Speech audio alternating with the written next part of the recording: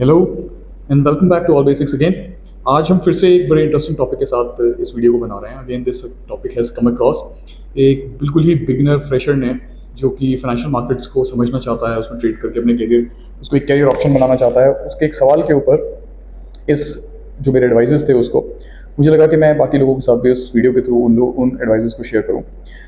एक कॉमन आप देखिए कि जो भी नया फ्रेशर बिगनर इस फील्ड के अंदर घुसना चाहता है फाइनेंशियल मार्केट्स के अंदर, फाइनेंशियल मार्केट्स में देखिए आप बहुत सारे इंस्ट्रूमेंट्स हैं, पहले भी कई वीडियोस इस पे बना चुका हूँ, जिसमें आप इन्वेस्टिंग कर सकते हैं, आप ट्रेडिंग कर सकते हैं, आपके पास क्रिप्टो भी अब आ गया है, तो ऑप्शंस आर मोर। हम पर्टिकुलरली बात करेंगे यहाँ पर ऑप्शंस बाइंग एंड सेलिंग की, एंड ऑफ कोर्स इसके अंदर आप फ्यूचर्स की बाइंग एंड सेलिंग की बात भी कर सकते हो। इंडाइसेस की ज़्यादातर बात हम करने की कोशिश करेंगे यहाँ पे, क्योंकि ज़्यादातर ये अट्रैक्शन पार्ट रहता है। एक चीज़ कॉमन जो जितने भी यंग लोग इस फील्ड के अंदर एंटर हो रहे हैं उनके कॉमन फीडबैक में जो सुनने को मिलती है कि हम यहाँ पे पैसा बनाने के लिए आए हैं। देखिए स्ट्रेट अवे मान लेना कि this is a place where you can just come up enter, पैसा बनाएंगे, पैसा बना के आप चले जाएंगे, इतना सिंपल ये अगर स्ट्रैटेजी होता तो everybody have been profitable in this. और एनएससी का डेटा आप देख ही रहे हैं, एनएससी के डेटा के अंदर 99% के आसपास का वो परसेंटेज दिखाते हैं जिसमें लॉस मेकिंग ट्रेडर्स हैं, only 1% are there those who are actually making profits. तो ये रेशियो एंड प्रोपोर्शंस बिल्कुल डिफरेंट होते हैं। तो यहाँ पर एंटर करने से पहले again I have made lot of videos on this कि आप पहले चीज़ों को समझें, क्या चीज़ समझने की ज़रूरत है।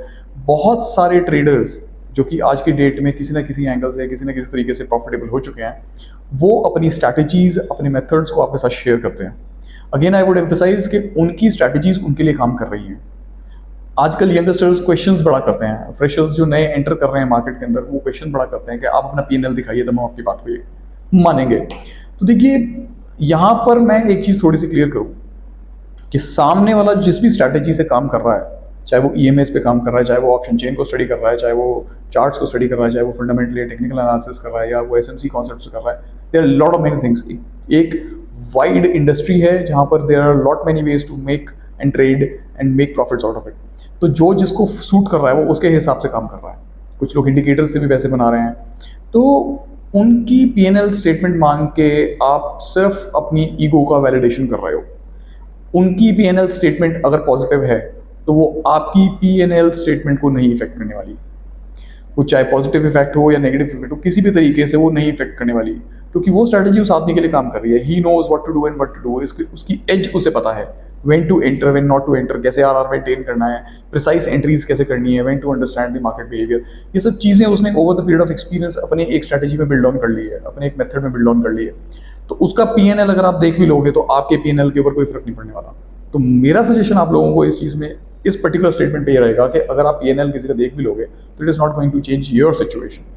तो इससे बेटर ये है कि आप जो वो समझा रहा है उसको आप समझिए, what is good you take it and what is not fitting in your mind you don't feel like having it, आप उसको छोड़ दो।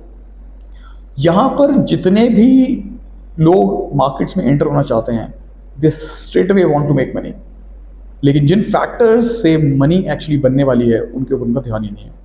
आज हम इस वीडियो में उस फैक्टर के ऊपर बात करेंगे। वो फैक्टर्स कौन कौन से हैं? This place is more about psychology and less about technical fundamental analysis या किसी मेथड के या किसी स्ट्रैटेजी के। आप एक स्ट्रैटेजी बिल्ड कर लेते हो बट लेकिन आपकी प्रिसाइज एंट्रीज नहीं हो रही हैं। आपने कई बार देखा होगा कि ट्रेड आपने एग्जीक्यूट करने की कोशिश करी, आपका स्टॉप लॉस लेके ट्रेड उसी डायरेक्शन में जा रहा है जिस डायरेक्शन में आपने प्रेडिक्शन करी थी।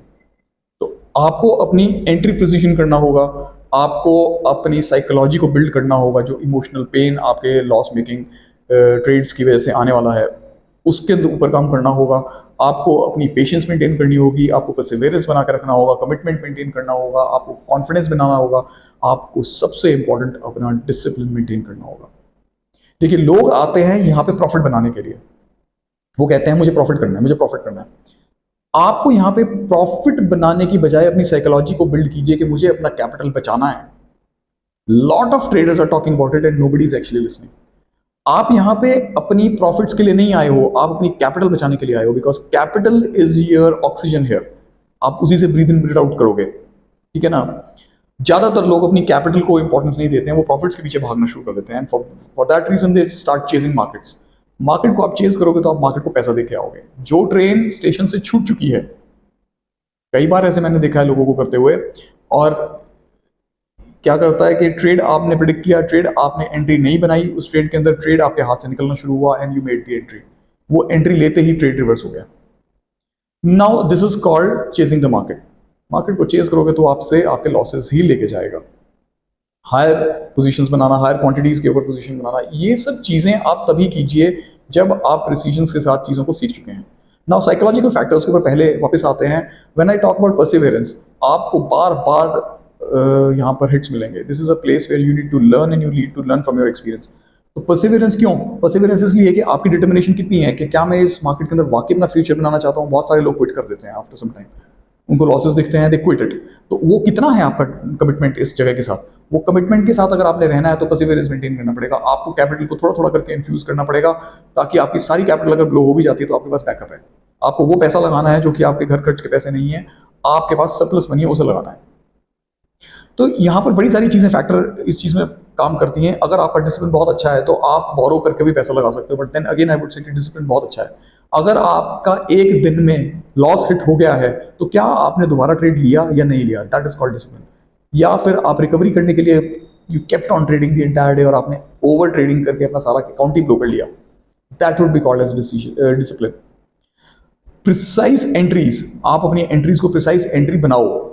आपने एंट्री ली, आपको लगा कि आपका ट्रेड आ रहा है, आपके कॉन्सेप्ट के हिसाब से आपके 2-3 फैक्टर्स उस ओके कर रहा है, फुलफिल कर रहा है, आपने एंट्री बनाई, you wait for your stop losses to be taken out. अगर वो ट्रेड आपकी फेवर में नहीं भी जा रहा है तो आप एक प्रिसाइज एंट्री तो ले रहे हो अपने कॉन्सेप्ट के हिसाब से, now that is called discipline.